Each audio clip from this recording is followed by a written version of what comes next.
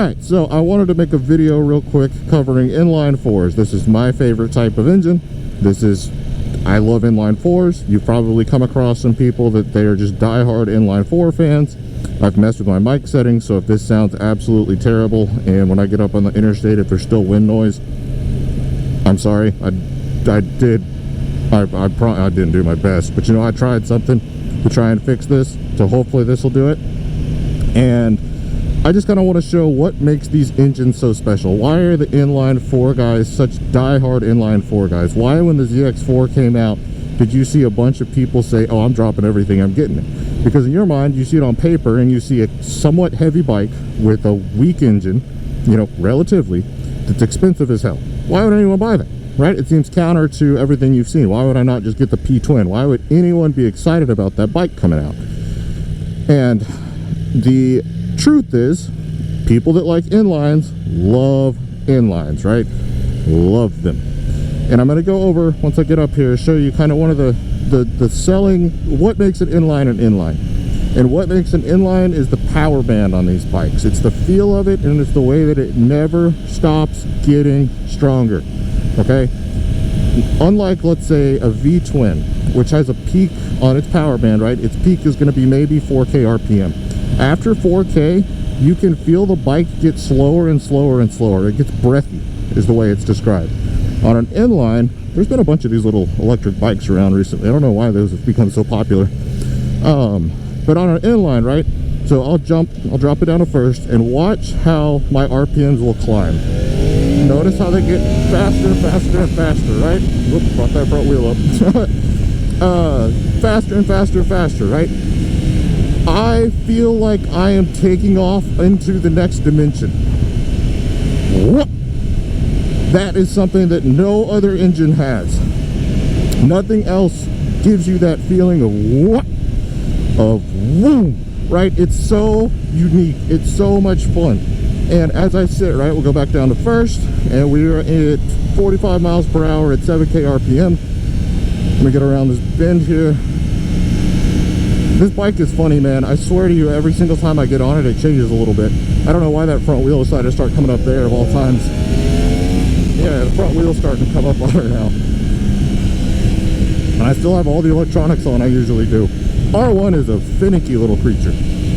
And so let me get around here and just watch this power band. Watch how it reacts to me just kind of hammering it, right?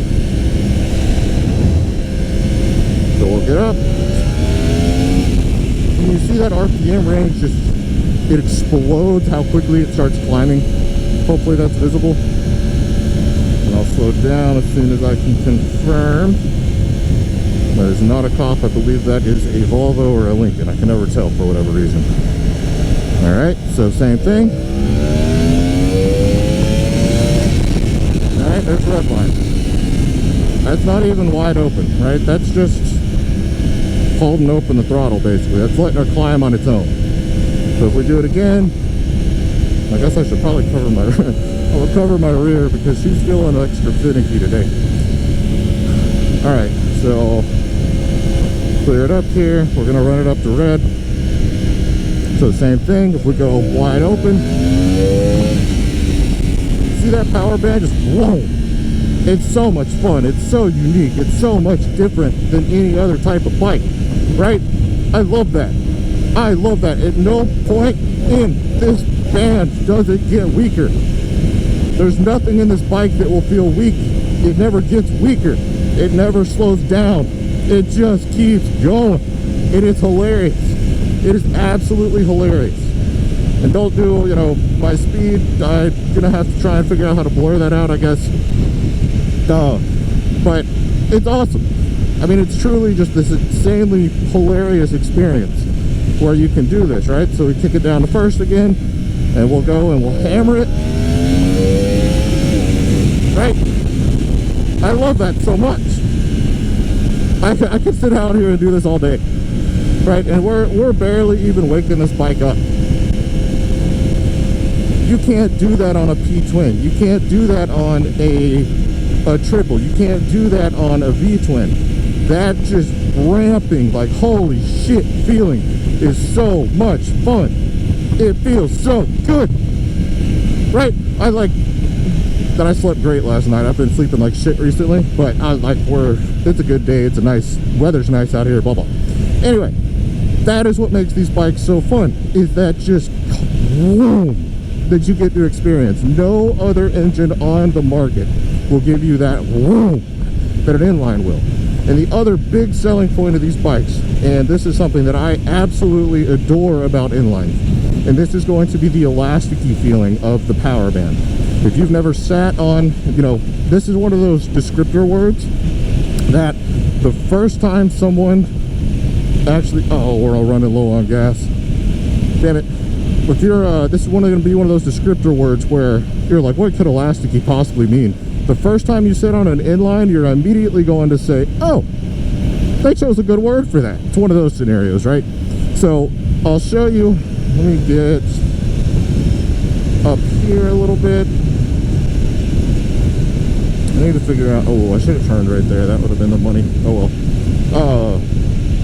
But the elasticy feeling power band, and the way you can describe this is it's like a rubber band, and where you are in the RPM range is how far back that rubber band is pulled. Does that make sense? So if I am at, let's say, this car's coming up behind me. So if I'm in 4th gear, and let's say the gear is going to be the size of the rubber band, I think would be a good way to kind of consider it. So if we are at 5K in 4th gear and I hammered it, right, you'll notice that it's almost like there's a delay, and it's this elasticy feeling. Because I'm in 4th, I'm using a heavy rubber band, and I am pulling it back just a little bit. It's going, the rubber band doesn't have as much room to go, right? It's not going to launch. It takes a little bit.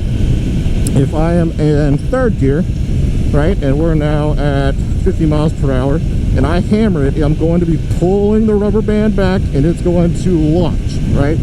So as it goes, right, so whoop, there it goes.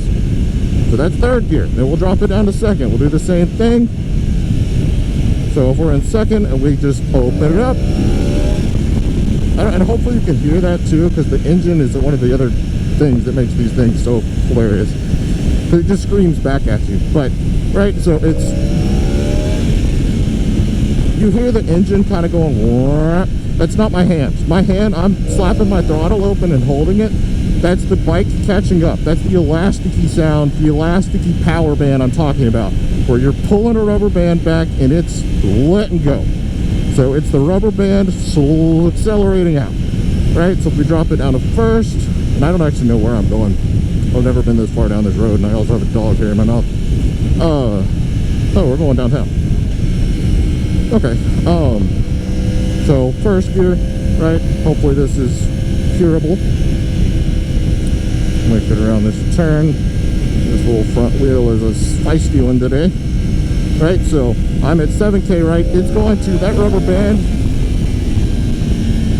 bing, you're pulling the rubber band back, and the higher I am, the more that rubber band is stretched, the harder it accelerates from there. So if I get up to 10, 12, you know, 10K RPM really on these bikes is where that rubber band is all the way pulled back. There's no delay now. It's immediate, just boom. It's hilarious. It's so much fun. And this might be the best turn I've found the entire time I've lived here. Wow, there are turns here. Let's see, where do I go? Where does this, I think I know where this takes me. I might actually know where I am. Haha. That is what makes an inline so much fun. That is what makes these bikes so special. That is why people absolutely love these things, is you do not get that feeling, that power, that acceleration from any other vehicle, okay? I hope that helps. I know that was probably a really poor demonstration and explanation, but hey, this is a tough one to cover. So, thank you.